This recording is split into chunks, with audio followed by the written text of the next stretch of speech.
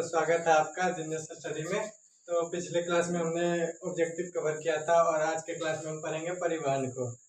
परिवहन यानी कि जंतुओं में और पेड़ पौधों में परिवहन को पढ़ेंगे। परिवहन कैसे होता है, जैसे कि ऊर्जा का निर्माण तो शरीर में हो गया, ऊर्जा हमारे शरीर में हमारे शरीर के हर एक अंग तक पहुँचेगा कैसे, तो उसके लिए परिवहन चाहिए, कोई साधन चाहिए, तो यही है परिवहन। चलिए परिवहन के बारे में पढ़ते हैं। तो परिवहन को हम परिभाषा के माध्यम से देखते हैं। आवश्यक पदार्थों का जीव के प्रत्येक कोशिकाओं तक, आवश्यक पदार्थों का जीव के प्रत्येक कोशिकाओं तक पहुंचाने तथा अनुपयोगी पदार्थों को कोशिका से निकालने की प्रक्रिया को पदार्थ का परिवहन कहते हैं। यानी कि जो जो आवश्यक चीजें हैं, जो जो शरीर के लिए उपयोगी चीजें हैं, उसको कुछ शरीर के हर एक कोशिका तक पहुंचाने की क्रिया, एवं जो कि बेकार पदार्थ है, जो हानिकारक चीज है या फिर जो अनुपयोगी है, उसे कोशिकाओं से बाहर निकालने की प्रक्रिया को ही परिवहन कहा जाता है। तथा इस कार्य के लिए विकसित तंत्र, यानी कि इस कार्य में जितना भी हमारा तंत्र हमारे शरीर का अंग भाग लेता है, उसी को परिवहन तंत्र कहा जाता है पूरा।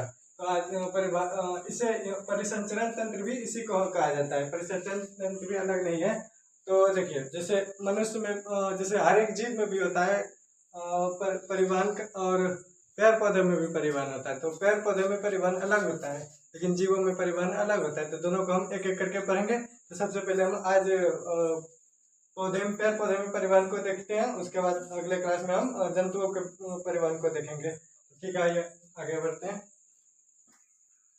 पेड़ पौधे में परिवहन दो तरह से होता है, एक होता है जाइलम और एक होता है फ्लोएम। एक होता है फ्लोएम। ये दोनों ही पेड़ पौधे में परिवहन का एक साधन है, परिवहन का एक माध्यम है।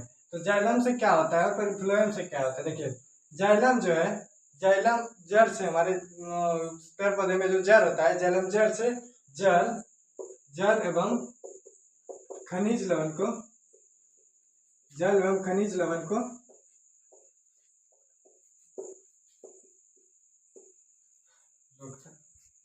देखिए, पेड़ पौधे में दो तरह का ऊतक पाया जाता है, एक होता है जाइलम और दूसरा होता है फ्लोएम। जाइलम और फ्लोएम। देखिए, जाइलम और फ्लोएम दोनों एक प्रकार का संवहन होता है। संवहन यानी कि जो वहन करता है उसे संवहन कहा जाता है। तो जाइलम और फ्लोएम पेड़ पौधे में, मनुष्य में नहीं या फिर किसी भी जीव में नहीं, पेड़ पौधे में जाइलम और फ्लोएम संवहन ऊतक है। तो इसको हम लिख सकते हैं, जाइलम एक प्रकार का संवहन ऊतक है, संवहन ऊतक है। और फ्लोएम भी एक प्रकार का संवहन ऊतक है, क्योंकि ये दोनों ही वहन करता है। फ्लोएम भी संवहन ऊतक है, संवहन ऊतक है। देखिए, अब जाइलम का क्या काम है, जाइलम किसका वहन करता है। तो जाइलम पेड़ पौधे में जड़ से जल को तथा जल और उसके साथ साथ जो खनिज लवण होता है उसका परिवहन करता है। यानी कि जल एवं खनिज लवण को पेड़ पौधे के पत्तियों तक पहुंचाता है, जिससे कि पेड़ पौधा अपना प्रकाश संश्लेषण की क्रिया कर पाता है और वो अपना भोजन बना पाता है। तो यह जाइलम क्या करता है, जाइलम जड़ से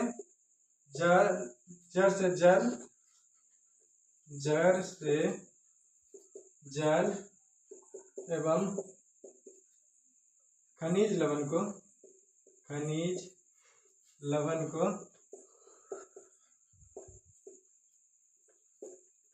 पत्तियों तक पहुंचाता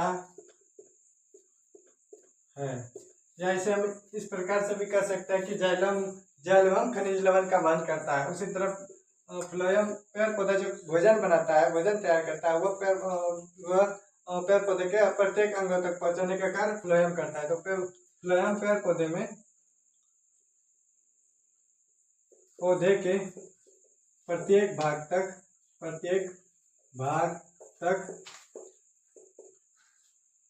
भोजन को पहुंचाने का कार्य करता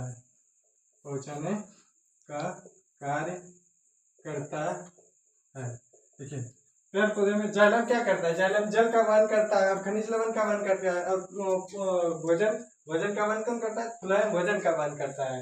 यह अंतर हो गया। उसमें एक और अंतर आता है। देखिए, जाइलम जो है जाइलम जो है देखिए, जड़ जड़ तो नीचे हमेशा रहता है और पत्ती तो पेड़ पौधा के ऊपर में रहता है या फिर डाली में रहता है, तो ऊपर ही हुआ। तो जड़ नीचे रहता है, तो जड़ से कौन वहन करता है? जड़ से जल लवण खनिज लवण का कौन वहन कर रहा है? तो जाइलम। तो जाइलम हमेशा नीचे से ऊपर जाएगा, ऊपर से नीचे तो आएगा नहीं, जड़ तो ऊपर नहीं है, नीचे है जड़। यानी कि जड़ से जल एवं खनिज लवण का वहन करने के लिए जाइलम नीचे से ऊपर की ओर जाता है। कहा जाता है नीचे से या नीचे से ऊपर की ओर गति करता है। और फ्लोएम क्या करता है? देखिए, जैसे भोजन बन गया, ठीक, भोजन का तो भोजन को तो पेड़ पौधे के प्रत्येक भाग में पहुंचाना है, उसके प्रत्येक भाग को चाहिए भोजन का जरूरत है। तो भोजन पत्ती में बनता है, और पत्ती ऊपर में पाया जाता है या डाली में पाया जाता है। तो पत्ती सिर्फ क्या नीचे ही आएगा या फिर ऊपर ही जाएगा? नहीं, ये पत्ती डाली तो चारों तरफ फैला रहता है, ऊपर नीचे नीचे और तना भी रहता है, जड़ भी रहता है। सबको तो भोजन चाहिए रहता है, सबको ऊर्जा चाहिए रहता है। तो यह पेड़ पौधे में फ्लोएम जो है वो चारों तरफ गमन करता है, ऊपर भी नीचे भी इधर भी, मतलब यानी कि चारों तरफ वहन करता है। तो फ्लोएम को हम लिख सकते हैं यह चारों तरफ गति करता है, यह चारों तरफ गति करता है। और देखिए, जाइलम की जो कोशिका होती है वो मृत कोशिका होती है, लेकिन फ्लोएम की जो कोशिका होती है वो जीवित कोशिका होती है। इसमें देखिए, जाइलम की कोशिकाएं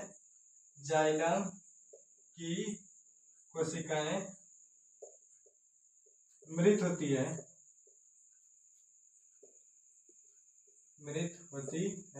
जबकि फ्लोएम की कोशिकाएं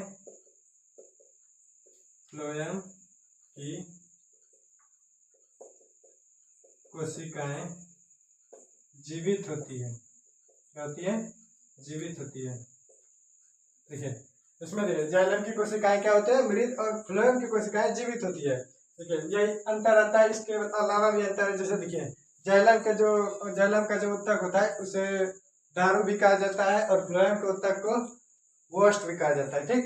तो जाइलम और फ्लोएम में इतना अंतर है। और देखिए, इसके अलावा जाइलम के बारे में तो हम पढ़ लिए। फ्लोएम के अंतर आता है 2 नंबर में, ज्यादा नहीं, और दो नंबर में 2 पॉइंट ही लिखना है, इससे ज्यादा नहीं लिखना है।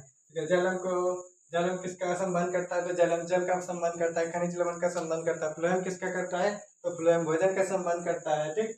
जाइलम नीचे से ऊपर की ओर गति करता है, फ्लोएम चारों ओर गति करता है। और क्या है? और जाइलम की कोशिकाएं मृत होती है, फ्लोएम की कोशिकाएं जीवित होती है। और एक और टॉपिक आता है इसमें, एक होता है वाष्पोत्सर्जन। क्या होता है? वाष्पोत्सर्जन।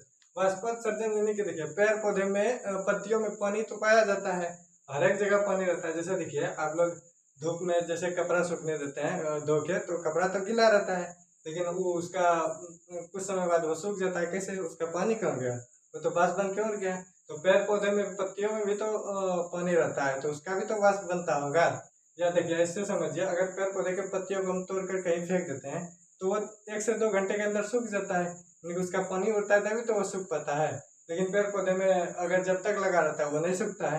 कारण क्या है? कारण है कि देखिए, पेड़ पौधे में जब तक पत्ती लगा है तो नीचे से उसको जाइलम के द्वारा जड़ से जल मिलता जा रहा है, तो उड़ता भी है लेकिन मिलता जा रहा है, तो वह हरा भरा रह जाता है, उसके अंदर पानी मौजूद रह जाता है। लेकिन देखिए, अगर पेड़ से पत्ती तोड़ के हटा दें तो वहां से तो जल खत्म हो जाएगा, उसको जल कहीं से मिलेगा नहीं, लेकिन वाष्प तो बनेगा जल का, तो वाष्प बन के उड़ जाता है, जिस वजह से पत्ती सूख जाता है। तो वाष्पोत्सर्जन को भी आइए हम देख लेते हैं। आइए हम इसको परिभाषा के माध्यम से देख लेते हैं। वाष्पोत्सर्जन क्या है बता तो दिया ही। देखिए, पेड़ पौधे के बाह्य भागों द्वारा जल का रंध्र के द्वारा वाष्प के रूप में निष्कासन वाष्पोत्सर्जन कहलाता है। बताए तो पेड़ पौधे में छोटे छोटे छिद्र पाए जाते हैं, जिसको कि रंध्र या स्टोमाटा कहा जाता है, जिससे कि गैसों का आदान प्रदान होता है। इससे ही पानी का भी, मतलब जल का भी वाष्प बनकर उठता है। इससे रंध्र से, रंध्र यानी कि पत्तियों में जो छोटे छोटे छिद्र होते हैं उसके द्वारा पानी वाष्प बनकर बाहर उड़ जाता है। तो यही क्रिया वाष्पोत्सर्जन कहलाती है। इसमें कुछ नहीं है। तो आज के लिए इतना ही। अगले वीडियो में हम जीव में परिवहन कैसे होता है उसको देखेंगे, ठीक है। तो ठीक है, मिलते हैं अगले वीडियो में। अगर अच्छा लगे वीडियो तो लाइक कर लीजिएगा, सब्सक्राइब कर लीजिएगा। धन्यवाद।